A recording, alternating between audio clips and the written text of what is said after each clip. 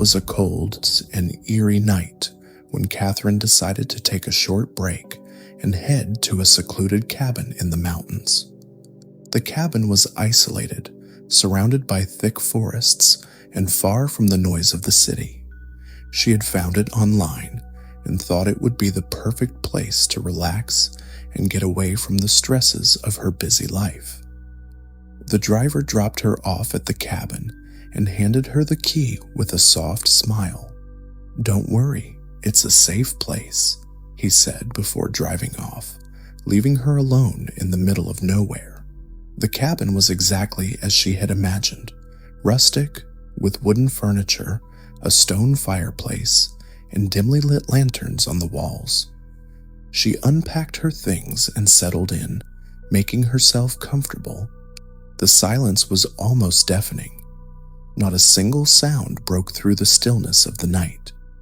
Hours passed, and Catherine started to feel uneasy. She thought she heard faint noises coming from outside, soft, almost inaudible footsteps crunching through the snow. At first, she brushed it off as just the wind or maybe an animal, but as the night grew darker, the sounds grew louder and more distinct, like someone was walking just outside the cabin. Her heart raced as she glanced toward the window. The snow outside was untouched, not a single footprint in sight. She shook her head, trying to rationalize the noises. Maybe it was just the cabin settling, or the wind playing tricks on her mind. But the sound of footsteps persisted, now much closer, as if someone was pacing outside the door. Catherine's nerves were shot. She grabbed her phone, but there was no signal. The isolation was beginning to feel suffocating, and the sounds only grew more unsettling. She opened the door cautiously, stepping outside to investigate. The snow crunched beneath her feet, but there was nothing, no signs of anyone having been there. The night was eerily quiet now, with only the sound of her own breathing filling the air. Confused and unsettled, Catherine went back inside and locked the door. She tried to calm herself, convincing herself it was just her imagination. But then, just as she was about to drift off to sleep, she heard it again, faint at first, but unmistakable. The sound of footsteps, slow and deliberate, approaching the cabin from the forest. Her pulse quickened. She didn't want to look, but she couldn't resist. She peeked through the window, scanning the darkness for any movement. The snow was still untouched, the trees stood still, and there was no one in sight.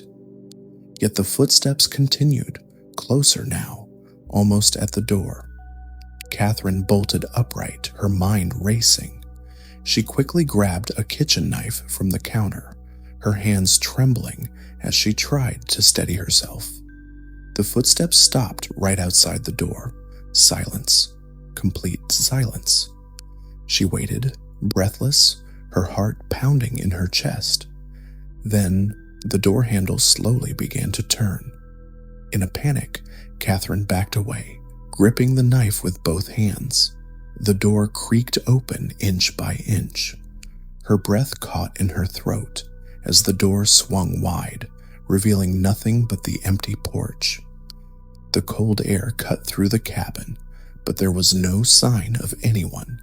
Reluctantly, she stepped out onto the porch, her eyes darting around the darkened surroundings.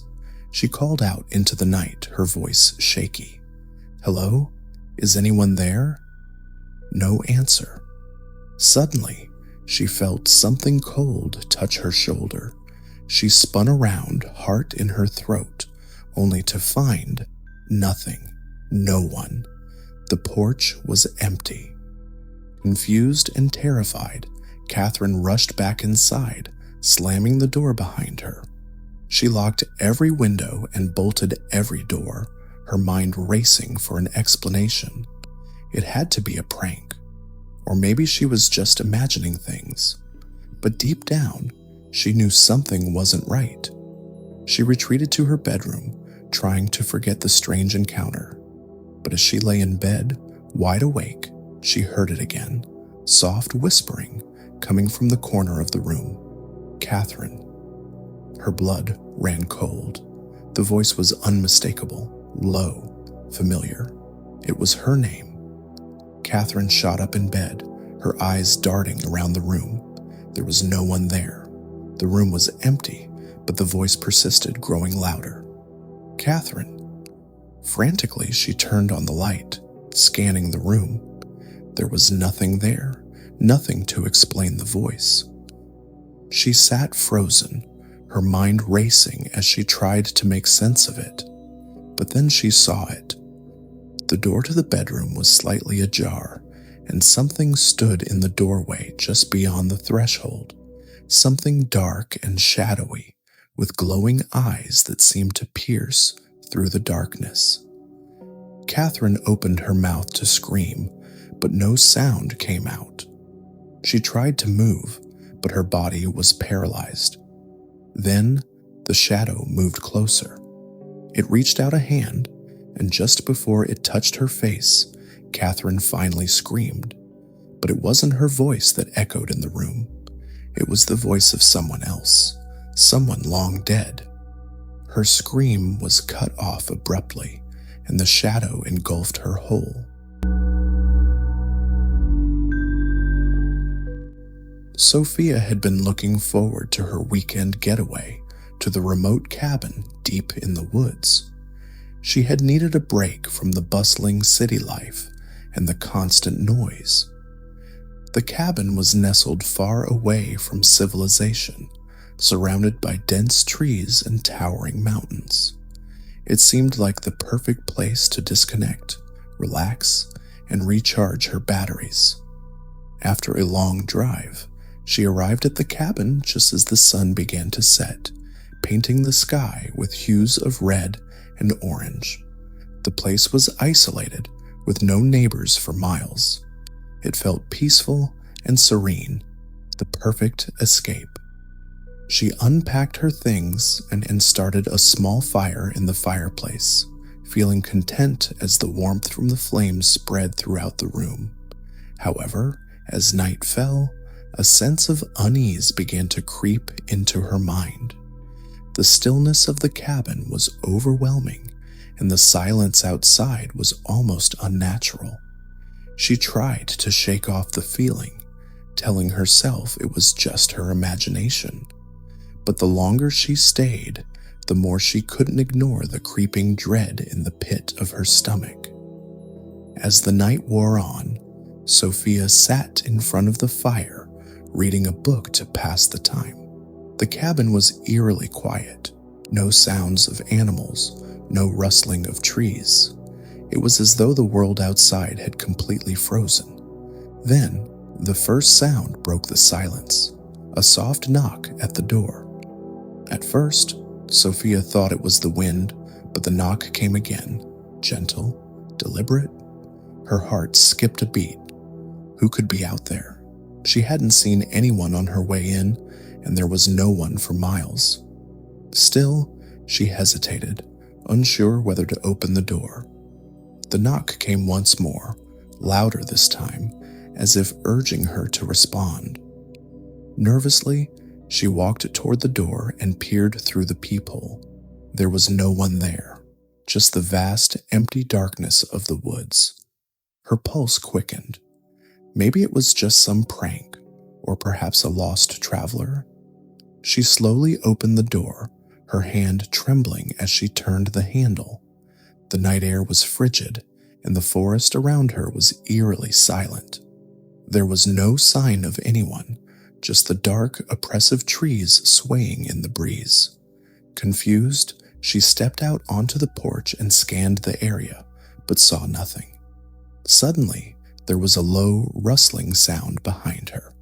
She spun around, her heart racing, but once again there was nothing. No one. It felt as though the woods were watching her, waiting. Sophia shut the door quickly, bolting it from the inside. She retreated to the living room, her mind racing with questions. Who was knocking at her door? And why was everything so unnervingly quiet? She tried to convince herself that it was probably just her nerves playing tricks on her, but the sense of unease only grew stronger. She decided to go to bed, hoping that sleep would bring some relief. The bed was comfortable, the sheets soft and inviting, but as she lay there trying to drift off, the sounds of the night seemed to close in around her. A low, almost imperceptible whispering filled the room. She couldn't make out the words, but it was clear that the sound was coming from somewhere nearby. Her heart raced as she sat up in bed, her eyes darting around the room. There was nothing, no one, just the flickering shadows cast by the dim light of the fireplace. She tried to shake it off, telling herself it was just the wind again. But then the whispering grew louder. It was unmistakable now. "Sophia?"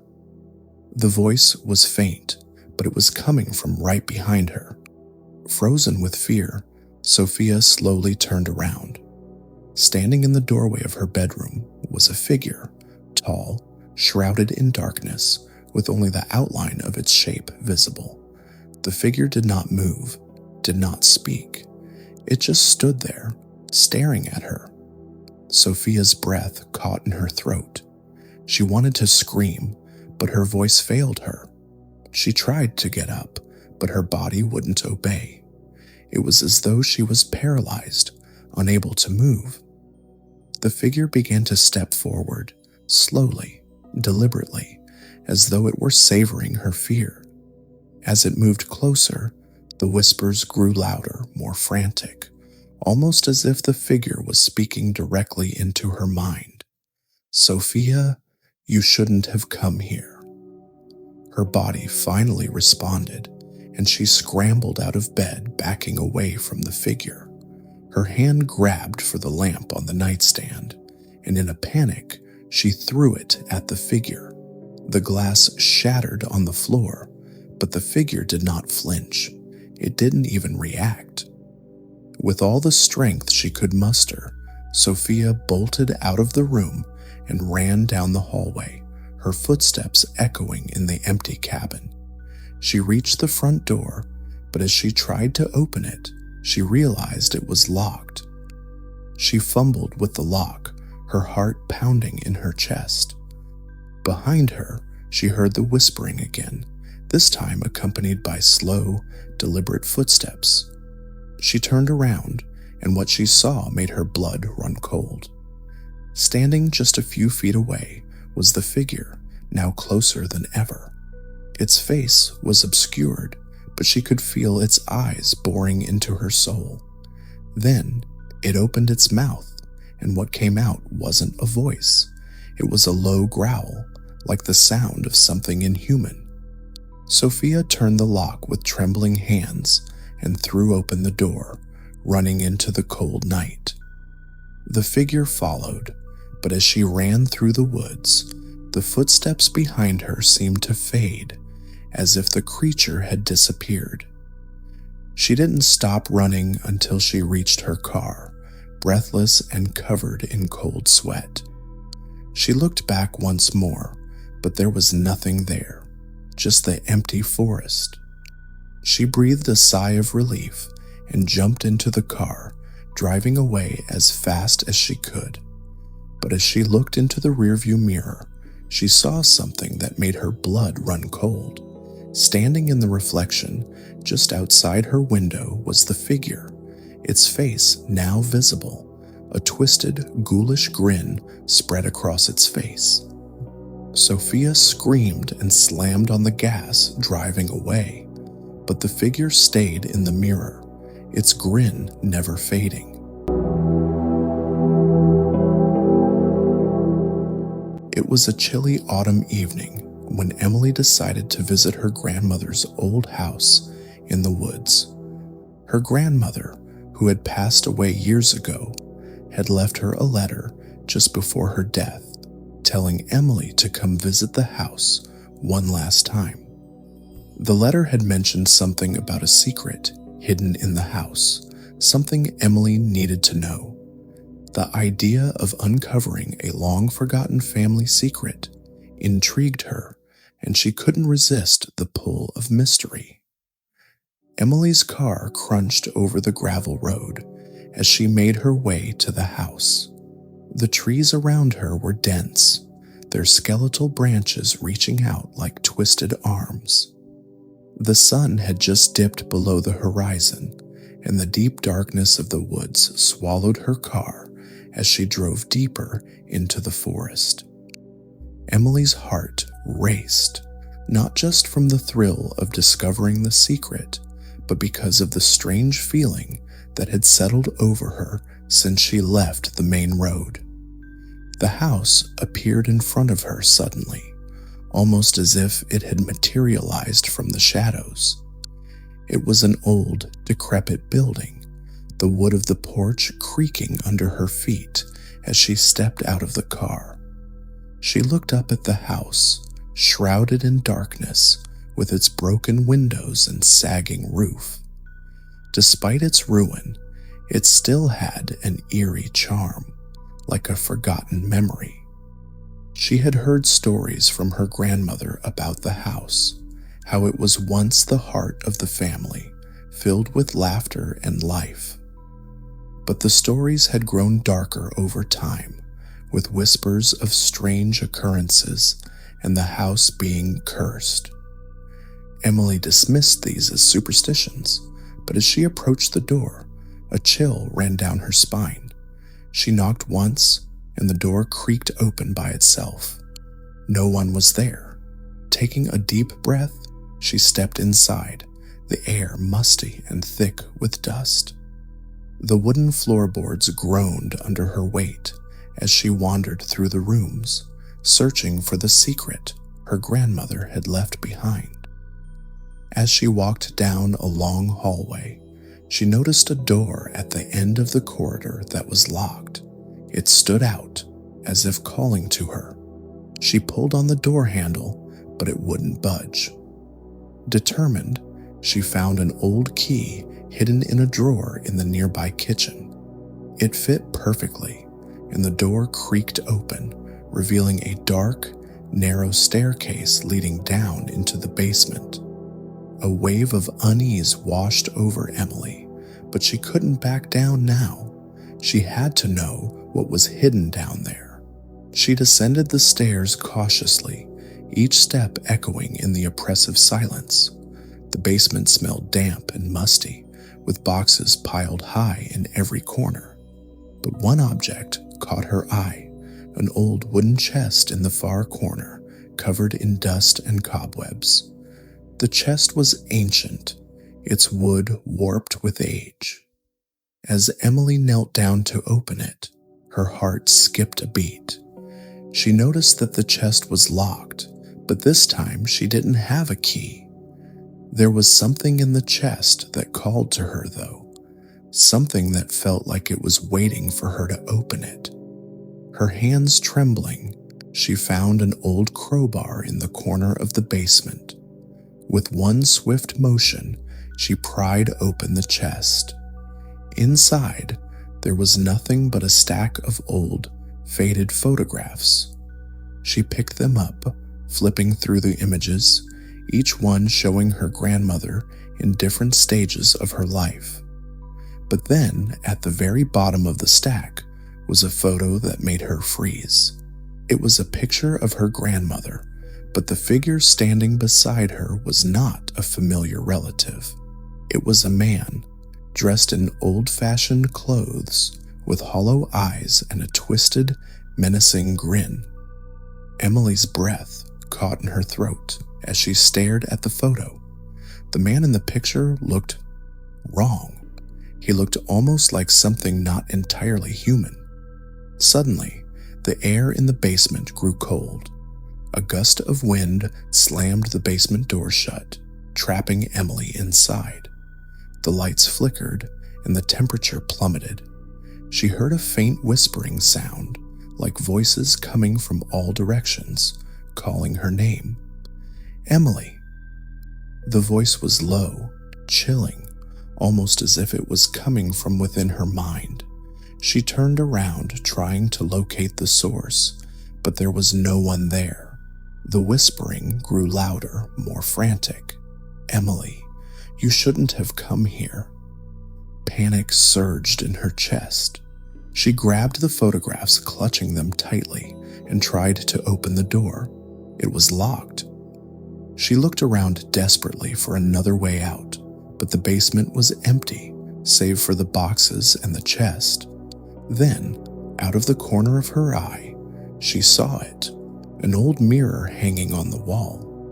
The mirror wasn't reflecting the basement as it should have. Instead, it was showing a different scene. The man from the photograph, standing right behind her, his twisted grin now visible in the reflection. She spun around, but there was no one there. Her heart pounded in her chest as the whispering grew louder, now accompanied by the sound of footsteps, slow, deliberate, approaching her. She ran toward the stairs, but as she reached the top, the basement door slammed shut again, trapping her inside. And then she heard a voice directly behind her. "Emily, you should have never come." She turned around, and there he was, the man from the photograph, standing in front of her. His eyes were hollow, his grin stretched impossibly wide. His hand reached out to her, and she screamed, backing away. The man's grin widened even further, his teeth sharp and yellow, as he took another step toward her. Before she could react, the man lunged, his cold hands wrapping around her throat. She fought to break free, but his grip was unrelenting, suffocating. The last thing she saw before everything went black was his face, twisted, monstrous, and grinning.